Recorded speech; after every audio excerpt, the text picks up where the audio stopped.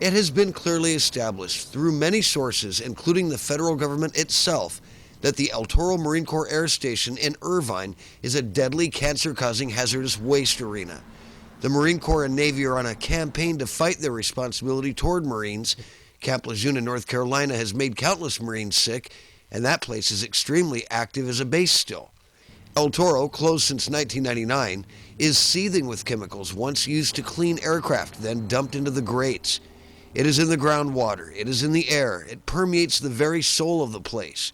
The Marines did it gradually, over several decades, and for the most part they were in the dark as to the wreckage factor. But the money-grubbing developers and their interloper friends in Irvine's facade-based government have no such excuse. Instead, they only care about one thing, and that's profit.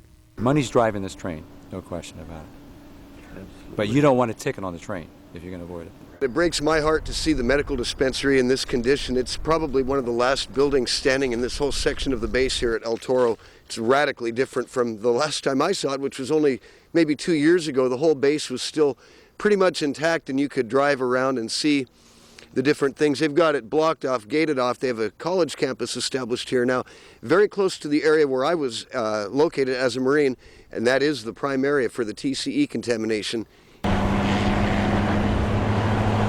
El Toro was designated a Superfund site by the EPA years ago, but the very worst assessment in history wouldn't slow Irvine and the Lennar Corporation, the home builder known for building subdivisions on government toxic waste sites purchased for pennies on the dollar like El Toro, from pushing plans forward to build homes here. They simply won't accept the fact that El Toro is totally uninhabitable. According to all factual data on the site, there's no truth to the area being safe in terms of groundwater. This week, the developers were able to get the Orange County Register to publish their false message about safe water at the base again. Several other former El Toro Marines and I have been documenting this contamination and writing about it for almost 3 years on SalemNews.com.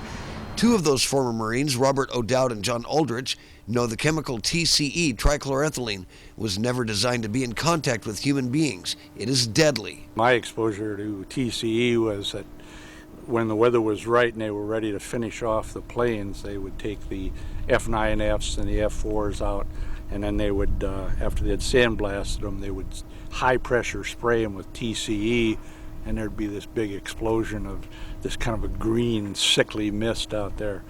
And if you didn't back away from it or you got caught in it, then your uniform, whatever it was of the day, would be pockmarked, and you had to buy your replacement out of your own pocket. Generation after generation, this took place. For Irvine, Lennar, and the Great Parks Corporation to suggest that this is a safe place to live is a lie of criminal proportion. I wouldn't want to live here. I certainly would not want to buy any property here. I mean, it's an expensive area, but why would you want to buy a property on a former EPA, Superfund site and have your kids possibly exposed to this stuff? Can you imagine digging your swimming pool and dig up a buried container of 55-gallon drum, or one that rotted in the ground, as we know there are some that are buried here? Chronic exposure in the government parlance is 3 months. So there has to be tens of thousands, hundreds of thousands of people who are exposed to at least TCE. And then the other thing to remember about TCE is that it attacks the autoimmune system. And when you get to the autoimmune system, you get into a whole branch. It trees out into, I think, about 95 different medical issues. And so you've got this really great spread of particular problems. And then, of course, it's known to be a mutant. And so now you get into second and third and how many other generations. And of course, they already know this with Agent Orange, is that it's going into second and third generations. TCE does the same thing. As Orange County media continues its old pattern of downplaying and even covering up the danger of El Toro, SalemNews.com continues to accumulate email and contact information from hundreds of former El Toro Marines. Attorneys are stepping forward, research is taking place, and Irvine is completely wrong for assuming that this wicked problem is going to go away anytime soon. Being out here is a little sad because there's a lot of people checking in on these issues, but there are so many more people who are not checking in, and you've got to wonder, are we getting the word out to them, or is it already too late?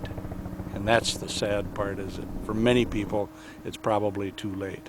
So they don't know. They walk along one day and boom, they get something real serious, and they can't connect the dots. So, and the government's not telling them. There's no intent on the part, no effort on the part of the government to inform veterans that if you're at so-and-so base where you have these contaminants, and you may have the health effects from that, you need to talk to your family doctor.